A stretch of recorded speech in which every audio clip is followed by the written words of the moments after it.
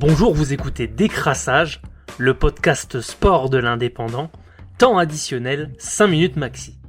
Dimanche après-midi, le 15 de France est passé tout près de l'exploit à Twickenham en réalisant une très grosse performance face au 15 de la Rose lors de la finale de la Coupe d'automne des Nations. Deux équipes qui ont fini en tête de leur poule et qui restent chacune sur 2 belles victoires face aux Gallois pour les Anglais et contre les Italiens côté tricolore avec le très bon match d'une équipe remaniée.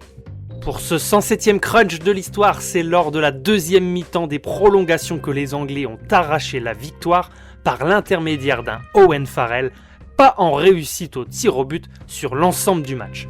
Les Bleus de Fabien Galtier ont pourtant été tout proches de la victoire en tenant jusqu'à la dernière minute du temps réglementaire avant qu'Owen Farrell, encore lui, n'égalise à la fin de la deuxième mi-temps en transformant un essai de Cowan Dickey que les Français ont tenté de repousser sur leur ligne en fin de match.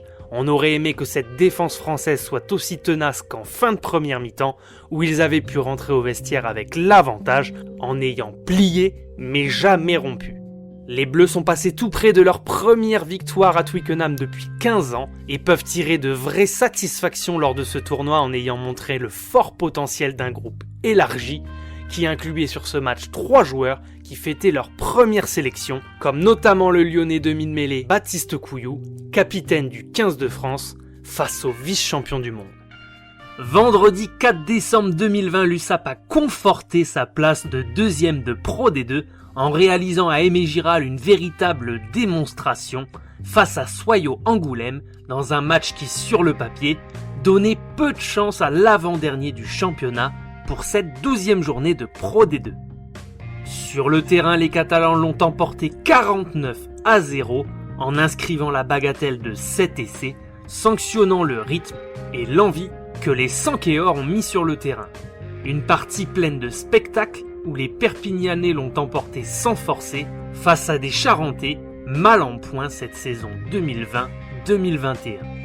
Après 20 premières minutes stériles dans le froid catalan d'Aimé Giral, les Sankéors ont marqué 2 essais consécutifs avant de dérouler en deuxième période. Au total, Melvin Jaminet a réussi 7 transformations, s'imposant définitivement comme l'homme en forme de l'USAP et meilleur scoreur du club catalan. Pujol a inscrit 2 essais, Bachelier, Laboutelet et Tomo Epo ont également participé à la victoire de l'équipe de Pierre Arletaz, une équipe de l'USAP qui a fait tourner son effectif et démontrer sa profondeur de banc. Une 3e victoire consécutive qui fait du bien au groupe et qui va permettre aux joueurs sankéors d'aborder le déplacement de jeudi prochain à Valence en toute sérénité avant les 2 chocs contre Oyonnax et Colomiers pour dire au revoir à l'année 2020. Mais que se passe-t-il au Barça ? Après cette 12e journée de championnat du samedi 5 décembre 2020, les hommes de Ronald Koeman se déplaçaient chez le promu Cadiz, 6e de Liga. Il y avait urgence pour le Barça à prendre des points et à continuer d'enchaîner après 3 victoires consécutives, toutes compétitions confondues. Les Blaugrana se sont inclinés sur une inquiétante défaite 2-1 sans marquer, puisque le but des coéquipiers de Messi a été inscrit par Pedro Alcalá contre son camp. Un Barça inconstant en Liga qui retombe dans ses travers et subit sa 4e défaite de la saison en championnat, beaucoup trop pour espérer accrocher le titre cette année. D'autant que de son côté, l'Atlético et le Real l'ont emporté dans leurs matchs respectifs.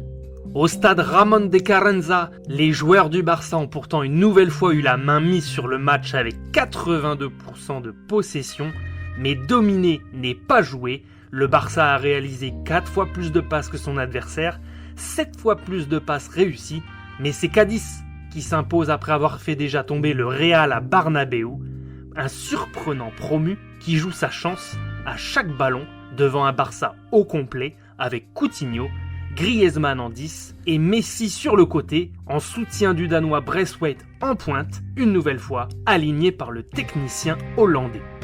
Le Barça a été cueilli à froid dès la 8e minute sur un corner après un sauvetage sur sa ligne de Ter Stegen. Après quelques occasions dont une très belle de Braithwaite, sauvés par Ledesma en première mi-temps, les Blaugrana réagissent grâce à un centre-tir de Jordi Alba contré par Alcala qui trompe son propre gardien, mais 6 minutes plus tard, c'est Negredo qui profite de la mésentente entre l'Anglais et Ter Stegen. Negredo en renard des surfaces en profite et pousse le ballon au fond des filets pour redonner l'avantage à son équipe. Cadiz 2, Barça 1. Dimanche prochain, les Catalans recevront Levante à 21h après la réception dès mardi soir de la Juventus Turin en Ligue des Champions. C'était Décrassage, le podcast sport de l'Indépendant, réalisé à partir des écrits de Laurent Morales et Johan Lemort.